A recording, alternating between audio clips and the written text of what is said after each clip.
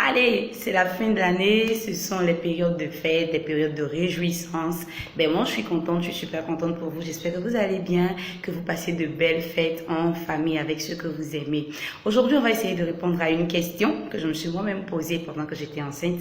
Quand j'attendais Samuel, je me suis posé cette question et elle est restée sans réponse. À chaque fois que je demandais, on me disait, on dit pas, tu sauras ce qu'il faut faire au moment venu. Ben, aujourd'hui, j'ai envie de donner cette réponse à une jeune femme, une jeune maman qui se pose cette question pour l'aider à mieux vivre l'accouchement, l'arrivée de son bébé. On va dire aujourd'hui comment est-ce qu'il faut pousser pendant l'accouchement. Déjà, il faut savoir qu'un accouchement est composé de 3 étapes. Il va y avoir l'étape du travail.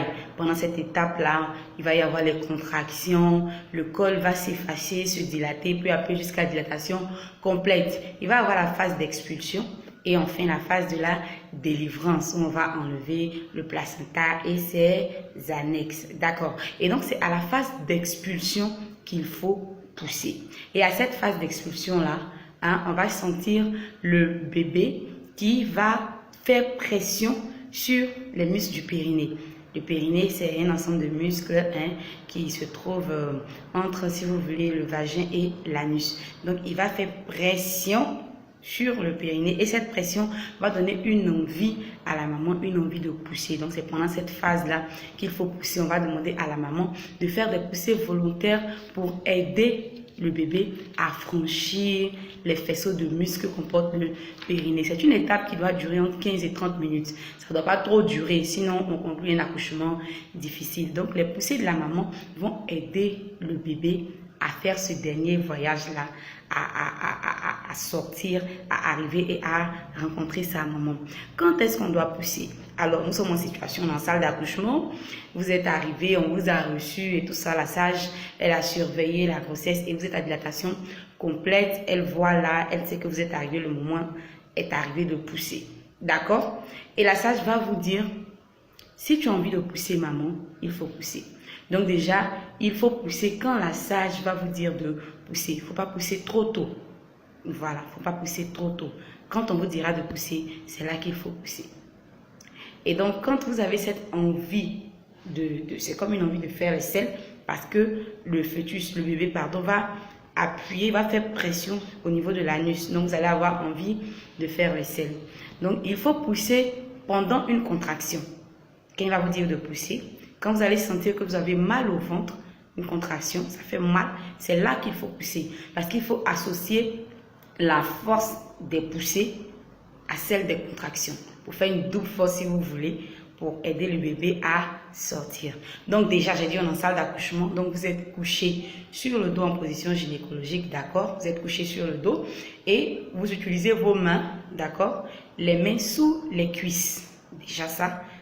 Et vous essayez de vous replier un peu sur vous-même, vous recroqueviller avec le menton sur la poitrine, comme ça, vous essayez de vous lever un peu, d'accord? Et la première technique en matière de poussée, c'est ce qu'on appelle la poussée en expiration bloquée.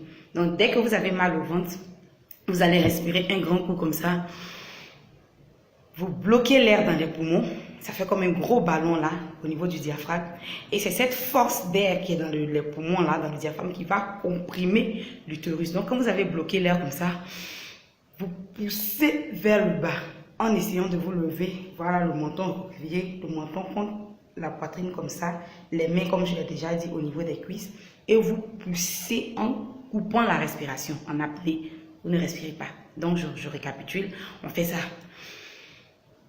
On bloque et on pousse comme si on veut faire les selles. D'accord, ça c'est la première technique. Ensuite, il y a la seconde technique qui est la poussée en expiration forcée. Là, vous êtes toujours dans la même position, couché, vous essayez de mettre le menton sur la poitrine, les mains sous les cuisses. Vous prenez un grand bol d'air comme ça. Et là, le ballon qui est là, on va solliciter l'abdomen, si vous voulez. On va solliciter les abdos. Vous avez pris l'air dans la poitrine comme ça. Et là, vous faites sortir l'air tout doucement en pinçant les lèvres. Je reprends comme ça. Essayez avec moi, comme ça. pendant que vous faites sortir l'air un peu, vous poussez. Vous poussez, c'est-à-dire comme si vous avez envie de faire des selles. Oui, vous poussez très fort. Poussez. Et quand il n'y a plus d'air, vous reprenez encore et vous redescendez, vous poussez tout doucement, tout doucement, tout doucement, tout doucement, jusqu'à ce que la sage-femme vous dise d'arrêter. Quand elle vous dit d'arrêter de pousser, alors il ne faut plus pousser de peur d'abîmer le périnée. Voilà. Et vous aurez votre beau bébé, la sage-femme va vous le faire sortir et s'occuper de vous. Vous allez rencontrer cet être merveilleux que vous avez porté pendant 9 mois. Donc voilà, en récapitulatif, pour pousser, il faut pousser sur une contraction quand la sage-femme vous dit de pousser.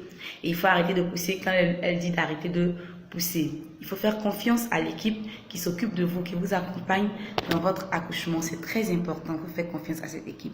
Il faut respirer entre les contractions parce qu'on n'a pas mal au ventre, mal au ventre, mal au ventre. Non, on a mal au ventre. Et ça s'arrête peut-être 1-2 minutes et ça reprend. Donc, il faut respirer pendant que les moments de répit, quand vous n'avez pas mal au ventre, il faut respirer. Quand ça reprend, on reprend l'air selon la technique que vous aurez choisie. Hein. Il n'y a pas de meilleure technique. Chaque femme va choisir la technique qui est plus facile pour elle, qui lui va. Voilà, et c'est ainsi que vous allez avoir votre beau bébé. Mais moi, je vous souhaite de bonnes fêtes à celles qui vont accoucher pendant ces fêtes. N'ayez crainte, le personnel médical est disponible et là pour vous aider, pour vous accompagner dans ces moments. Je vous fais plein de bisous. Si vous avez aimé, allez mettez des pouces et partagez. Partagez pour aider des jeunes femmes, aider des jeunes filles, surtout celles qui sont à leur première expérience. Ben, moi, je vous fais plein de bisous, plein de bisous. Je vous aime beaucoup, beaucoup, beaucoup. Et à très bientôt. Bye bye.